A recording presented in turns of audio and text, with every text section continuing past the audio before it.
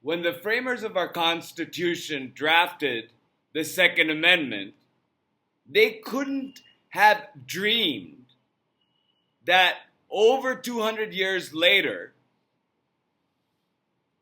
that amendment would be the gateway to becoming one of the leading causes of death among children in the United States. This is Law and Society. Today we're going to talk about the attack on public health, but we're going to start with the gun violence epidemic, and the epidemic more specifically on school shootings and the deaths of children. America is the only country in the world where gun violence is one of the leading causes of death among children. And just yesterday, there was a shooting at Annunciation Catholic School in Minneapolis, Minnesota, where 2 kids were killed and nearly a dozen people injured with various degrees of injury. Now, the shooter, who identifies as something other, a gender other than the one they were assigned at birth, happened to be a shooter. We don't know if they were transgender or if they identified as something else. We know that there was a manifesto that was written out. More than ideology, it was sort of revulsion towards the world for how the world looked at this person.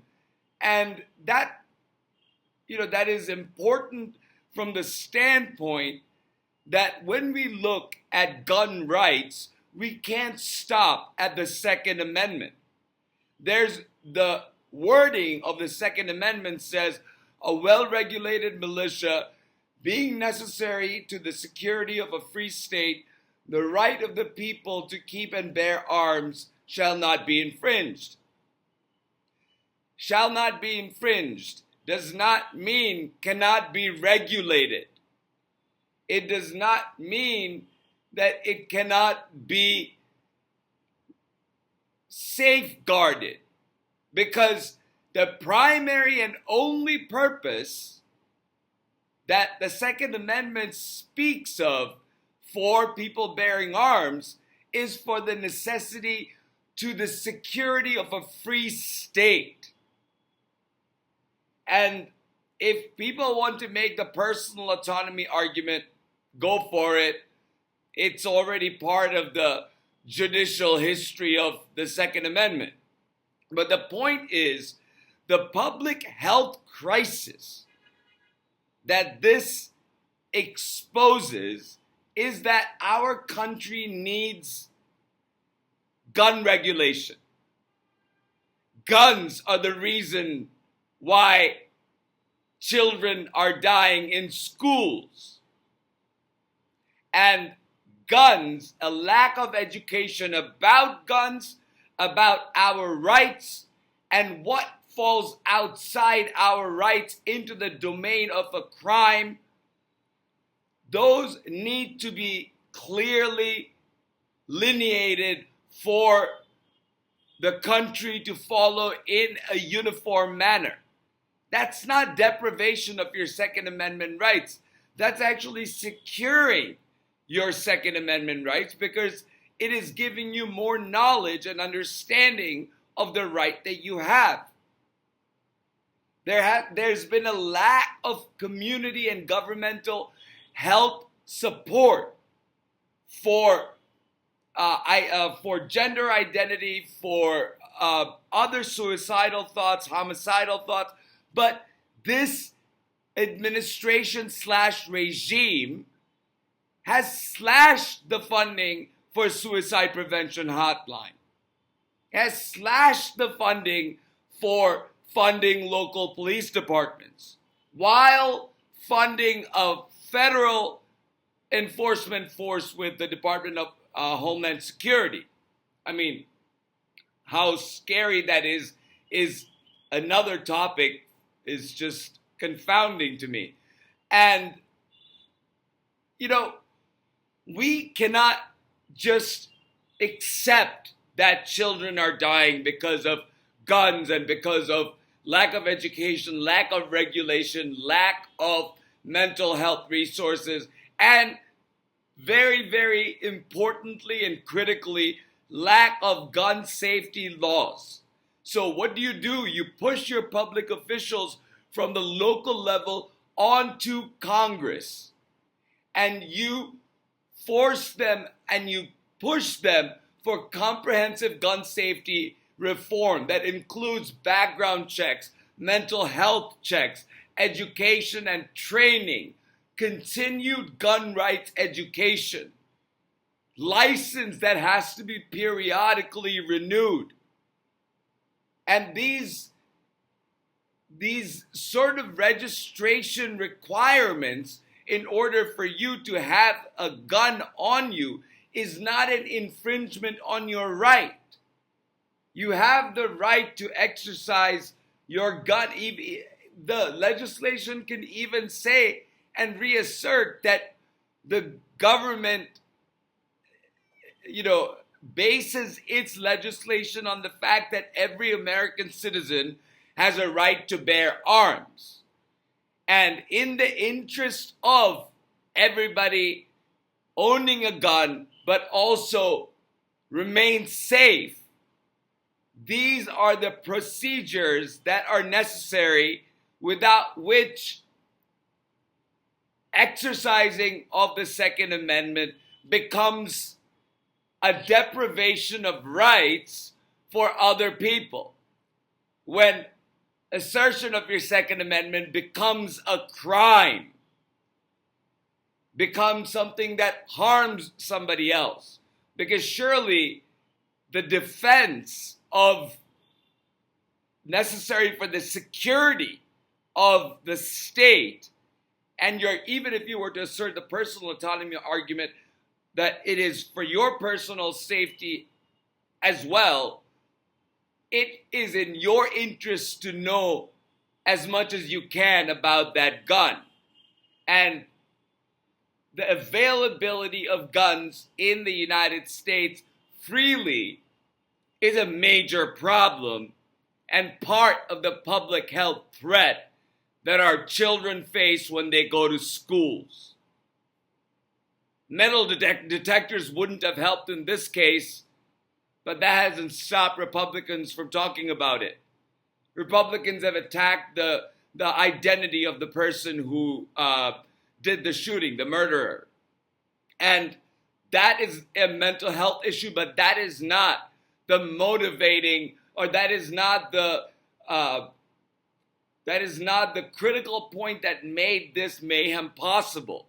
What made it possible was a community that did not support this person, a community that does not see this fringe of humanity as human, and a backlash from that, a mental health backlash from that, with, again, critically, access to firearms.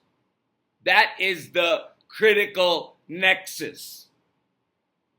Because he couldn't very well have thrown daggers out into the school from the windows and killed 2 kids and injured over a dozen people, or nearly a dozen people. So it is a heavy heart that we go forward, and I cannot imagine what these parents are going through who have lost their child. In 2 instances, the ones who have been injured will be forever scarred physically and emotionally and psychologically. So we as a country owe it to them. And there have been so many there's been a whole generation since Columbine that has seen this epidemic of school shootings and children dying. And these kids are growing up and becoming gun rights advocates.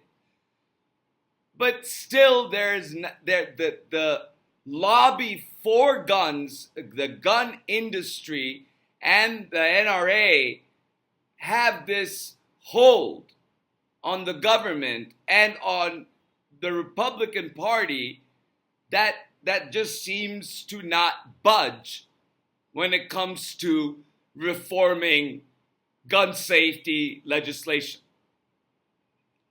So now drawing back from it, that's a public health concern.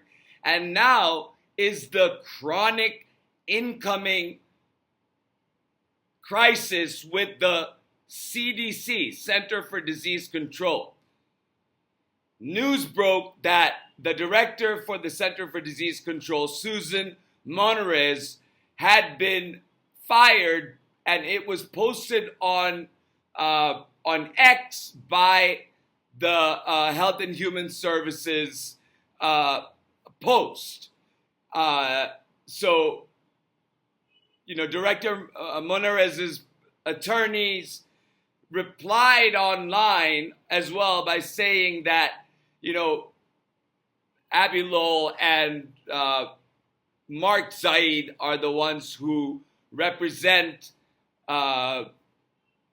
Miss Monterez, and that they hadn't received any firing from the White House. Then the White House confirmed online that they had been fired, and then the lawyers shot back saying it has to be directly from the president. This again is the same as a for-cause employee, because they were nominated and then they were confirmed by Congress. And so this crisis has been brewing for some time. And now with this firing, which would be unlawful if it was without cause, and it'll be contested in the courts, gives us a window into exactly how devastating RFK Jr. is to the health and well-being of our country. So what I'm going to do here is I'm going to just simply read you excerpts. So when Director Susan Monterez was fired, there were 3 or 4 others who were in the top positions. I think chief medical officer, then there was a chief of vaccines, and then there's another division, and they resigned as well. And one of those doctors, Dr. Dimitri Daskalisis, they posted on X a resignation letter that they had written.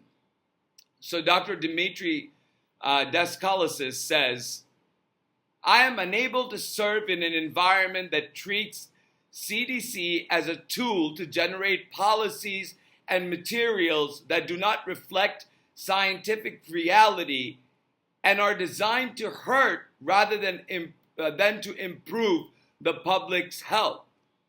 The recent change in the adult and children's immunization schedule threatened the lives of the youngest Americans and pregnant people. The data analyses that supported this decision has never been shared with the CDC, despite my respectful requests to the HHS and other leadership. This lack of meaningful engagement was further compounded by a frequently asked questions document written to support the Secretary's directive that was circulated by HHS without input from CDC subject matter experts, and that cited studies that did not support the conclusions that were attributed to these authors. Having worked in local and national public health for years, I have never experienced such a radical non-transparency, nor have I seen such unskilled manipulation of data to achieve a political end rather than the good of the American people. These are excerpts. If you want to read the full letter, I have posted the link on in the references in the description box. The recent term of reference for the COVID vaccine work group created by this ACIP puts people of dubious intent and more dubious scientific rigor in charge of recommending vaccine policy to a director hamstrung and sidelined by an authoritarian leader. Their desire to please a political base will result in death and disability of vulnerable children and adults. Their base should be the people they serve, not a political voting bloc. At a hearing, Secretary Kennedy said Americans should not take medical advice from him. To the contrary, an appropriately briefed and inquisitive secretary should be a source of health information for people he serves.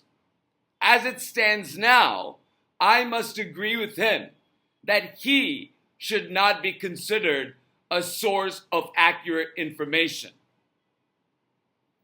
The recent shooting at the CDC is not why I'm resigning.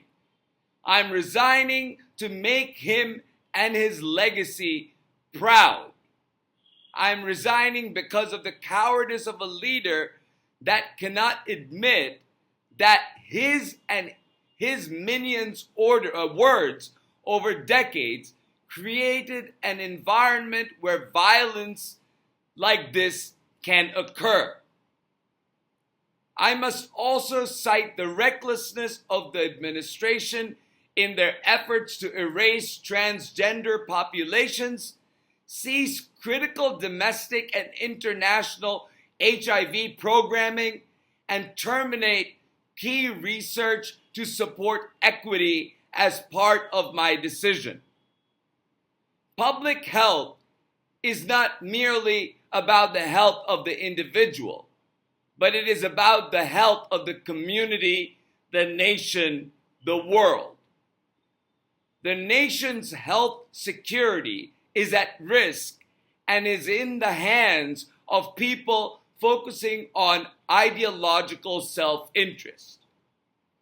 I wish the CDC continued success in its vital mission and that HHS reverse its dangerous course to dismantle public health as a practice and as an institution.